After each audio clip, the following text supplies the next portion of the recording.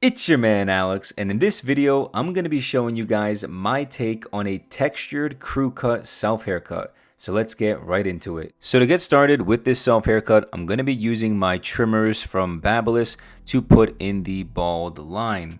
Now I'm going in at the corners of my eyebrow, so just around the bottom portion of my eyebrows.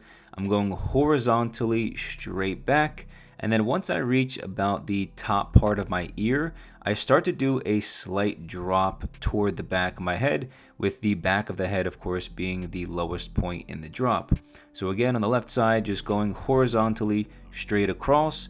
And then once I reach the top part of my ear, you'll start to notice I drop the fade a little bit for that bald guideline toward the back of the head, and then I just reconnect it on the back side. And if you're more a beginner when it comes to self haircuts, I highly recommend you check out my mirror setup video. So just go in the YouTube search bar and just type in Alex Kouras, the best mirror setup for self haircuts, and you'll learn exactly how my mirror setup is for my self haircuts. And so now that we have the bald line in, I'm going to be putting in the second guideline using the no guard lever open.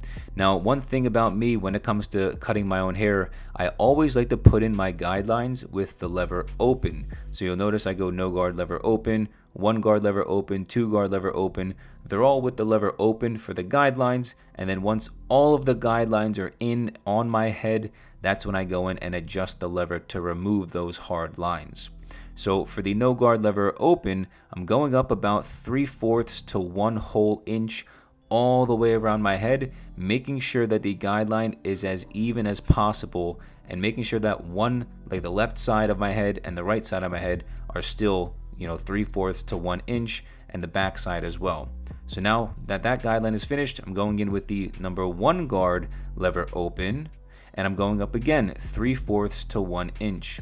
The key when it comes to putting in the guidelines is really doing your best. I know it's not easy, but really do your best to make sure that each guideline is the same length.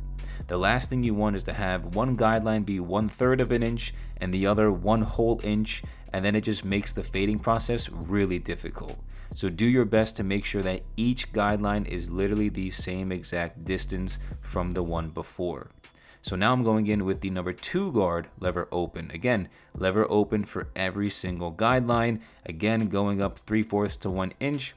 But for this guideline, I'm going up at like a 90-degree angle and kind of shaping the hair as I'm going up at the same exact time. So now that all the guidelines are in on my head, I can start to fade in all of those hard lines that we put in. So to get rid of the bald hard line, I'm going to be starting off with the no guard lever halfway. This is the guard that I use to soften up that hard line, all right? You can't get rid of the hard lines with one sweeping motion. You kind of have to attack it from different angles and adjust the lever along the way. That's why fades are kind of, a little bit more challenging or difficult on the scale than, let's say, a beginner buzz cut with a number 3 guard all the way around your head, right? There's a lot more steps, a lot more challenging techniques involved, so you have to, go with the flow and understand what level are you at, beginner, intermediate, or advanced. So we're going in with the no guard lever closed now. So the lever halfway softened up the hard line by about 50%.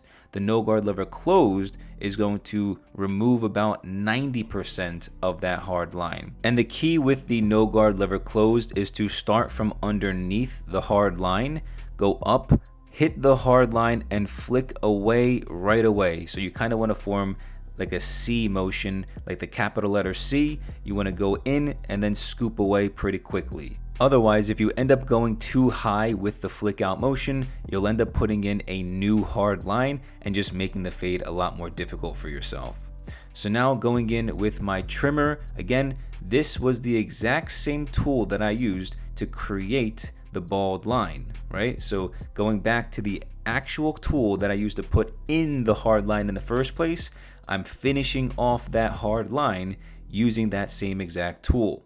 So again, no guard lever halfway, no guard lever closed, and trimmer to get rid of that bottom hard line. It's a 3-step process. So what I'm doing is I'm just using the whole blade to flick out, And then I'm also going back and using the corners to flick out the hard line as well. And when you get toward the back of your head, you want to hold the trimmers with your fingers as close to the cutting blades as possible. So now that the first hard line is removed, for the most part, we can obviously go back and do some detail work later using the thinning shears, but now we can go in and attack the second hard line with the number 1 guard lever closed.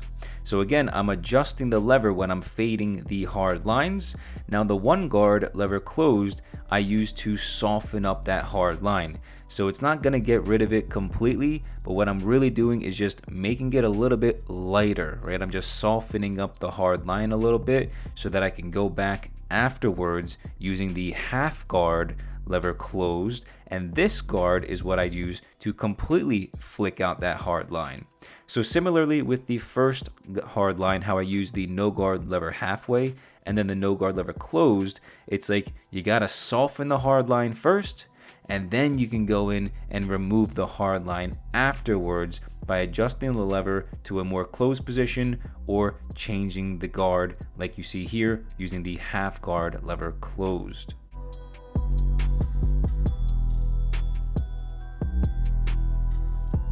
Now I'm going in to get rid of the final hard line using the number 1.5 guard lever closed.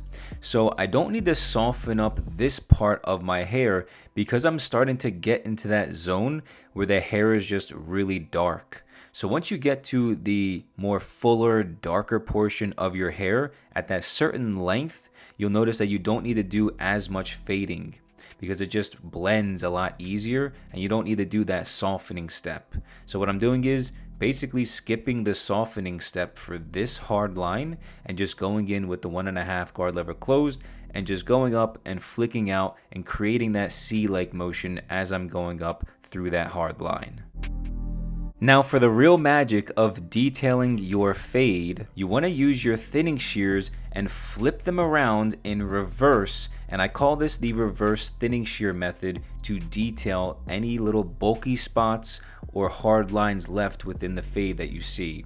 So once you're done with the clipper, if you use this method and just pinpoint directly on your fade, on your scalp, wherever there's a hard line, wherever you see some bulky spots, if you cut directly at those hard lines, this does a fantastic job of creating a more vibrant gradients and transition from light to dark within that fade. So it just does a great job, and it's honestly such a game-changing technique to make your fades a little bit more blurry. So now that we're done fading in the sides and back of my head, I can go in with my scissors and start to texturize the hair on top. So basically when it comes to the top part of my hair, the length on top, I look at it like I'm looking at grid paper. So you see how grid paper, like in math class back in like high school or middle school, right? There was like little boxes all on the page, and that's how you want to imagine cutting the length on top. Just look at each part of your head like a little box. And then I just go in each little box from corner to corner, from back to front, side to side, and I just pull up the hair and I'm point cutting to create texture. So I'm cutting about 1/2 inch deep within that section, and I'm just doing everything I can to texturize the length on top. So again, this is really important, and I know cutting the length on top can be difficult for a lot of people, but you really have to just be patient. Take your time. When you pull up the hair with your fingers, you have to squeeze your fingers relatively tight, and then be very, very patient with the scissor so that you don't accidentally cut or nick your knuckles, right? It's very important that you don't cut your fingers, otherwise you'll be bleeding all over the place.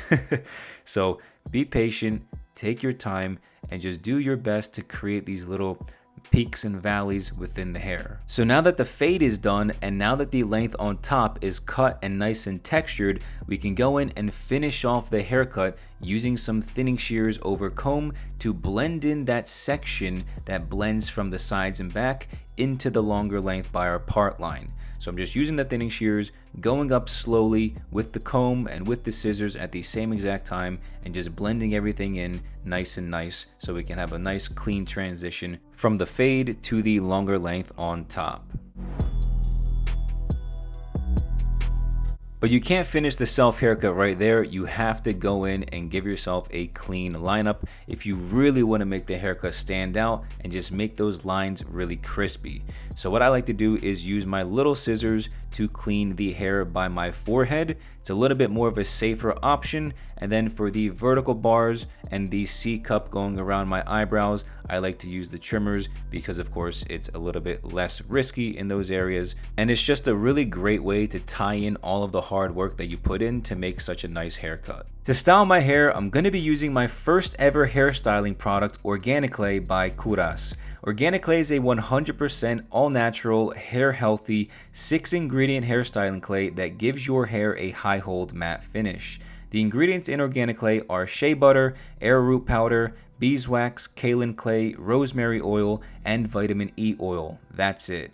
With over 16 years of experience in the haircutting space, this is by far the best product I've ever used that nourishes your hair while styling it at the same time. So if you're looking to upgrade your hair routine, grab a jar while they're still available. This is my take on a textured crew cut self haircut. Let me know in the comments below how you think the haircut turned out and what other hairstyles you'd like me to try out next.